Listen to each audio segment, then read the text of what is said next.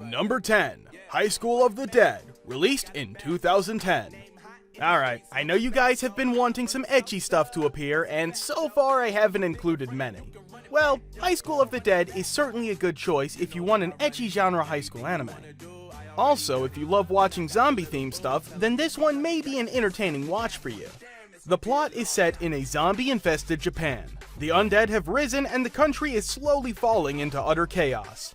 Amidst all of this, a group of high school students is trying to survive this zombie apocalypse. Takashi Kimuro is one of those students. He had to kill his best friend after he was bitten by a zombie. Now he is with Rei, who was the girlfriend of his now dead best friend. He promises to protect her with his life. He also meets other fellow survivors on the way. Number 9, Kimi ni Todoke, released in 2009. This is a nice little high school anime, nothing too special or too cliche. But sometimes that's the recipe that works, I guess. Kimi ni Todoke speaks of a girl named Kuronuma Sawako. She is shy and timid, but people and her schoolmates often mistake her personality. Her physical appearance helps fuel this misunderstanding because Sawako has a close resemblance to the ghost girl from the horror flick The Ring. Her peers have even nicknamed her Sadako. Sawako just wants to live a normal life and have friends she can spend time with. A popular boy named Kazehaya Shota catches her eye, but will he even respond? But he does start talking to Sawako, so there's some hope for Kuronuma.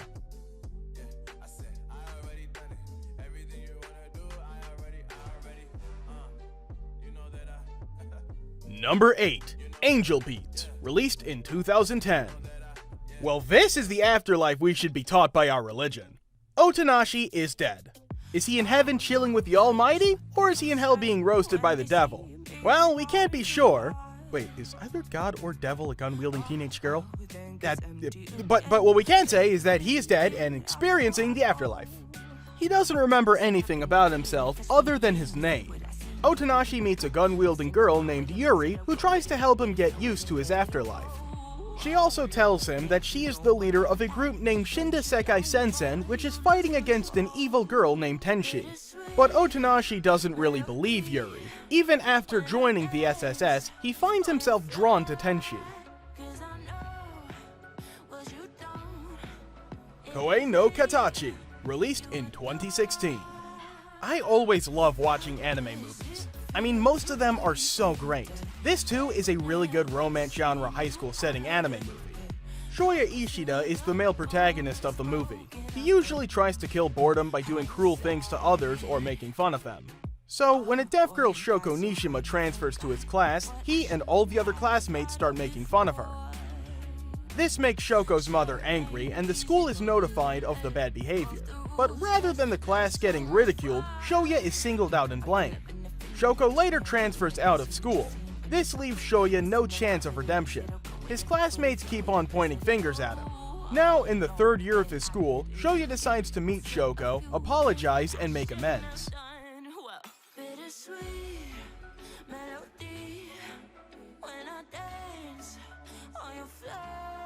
Number 6, High School DxD, released in 2012. Issei Hyodo is a big pervert. He and his friends pass their time trying to talk about girly assets. They even try to peep when the girls are changing. All Issei wants is a beautiful girlfriend. Maybe someone out there is looking after him since a girl asks him out on a date. But everything isn't so fairy tale-like, as the girl turns out to be a fallen angel and kills Issei. But there's more to his story. He is saved by the beautiful Riaz Gremory, a devil. Now Issei is her slave and needs to do her biddings. High School DxD is for those who love nudity and ecchi stuff. There's plenty of those. I kinda like this anime because a normal anime can have nudity without being a hentai.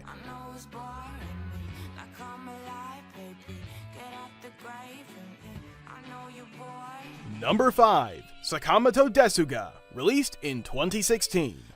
Sakamoto Desuga is a high school comedy. The story isn't something new, but is kinda relatable. I mean, didn't we have a guy or girl in the class whom everyone appreciates and wants to be like? It's that guy who's intelligent, handsome, athletic, and has the best personality. I'm sure someone just popped into your mind. Well, Sakamoto is that guy, and since this is anime, you can multiply those said attributes by 10. In the first day of his school, he captures everyone's hearts. Girls instantly begin to fall for him. Are the students or even teachers going to match his level? One thing is sure enough though, they can learn a lot.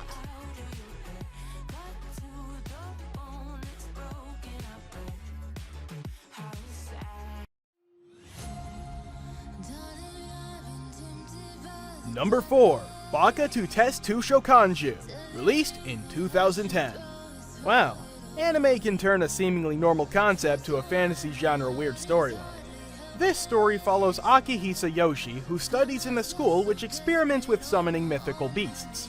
The school has a strict ranking system with consequences. If you are a highly skilled student and have good grades, then you are in the A-level group, which gets the best perks the academy has to offer, from beautiful and comfortable seats to air-conditioned classrooms. But if you're on the other end of the spectrum, things can go pretty bad very fast. The seats are bad and there's no air conditioning or respect. Akihisa is obviously in the F grade, otherwise we wouldn't be having an anime, right? He strives to get to the higher tiers to get the advantages.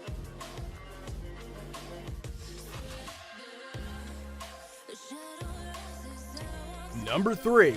Re-Life, released in 2016. Have you watched the movie 17 again? Well, this right here is an anime version of that stuff, or at least the concept is. The protagonist is Arata Kaizaki, a hopeless 17-year-old man who everyone deems a failure. He keeps changing jobs and seems to have no aim in life. But one encounter with a researcher, Ryu Hoke from Re-Life Research Institute, changes everything. She requests him to take a mysterious pill which will change his life forever. He takes it and wakes up as a 17-year-old. Now he must study at high school for a year as he is being subjected to the experiment. Ryu is supposed to keep a watch on him, but one thing hasn't changed. He is still a loser. He flunks his tests and can't get used to any rules. He needs to try and learn not to repeat his past mistakes this time around.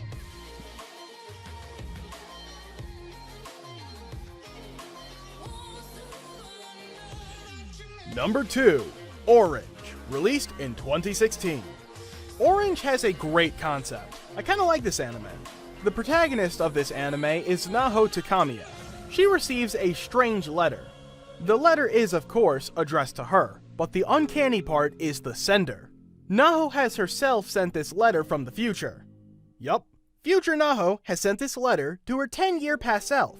The letter details that Naho's future is pretty regretful and she wants the present Naho to fix things up by following the letter as a guide. Also, the letter talks of a boy named Kakeru for whom Naho needs to keep an eye out for since he isn't there in the future. She needs to save him and also make her future better.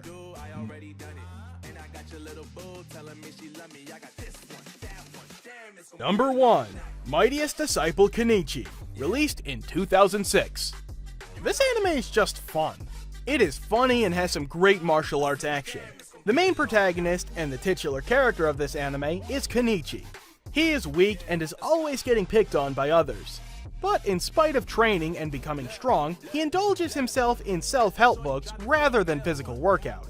But after he is challenged by a delinquent at a karate club, he needs to learn to fight if he wants to continue coming to the dojo.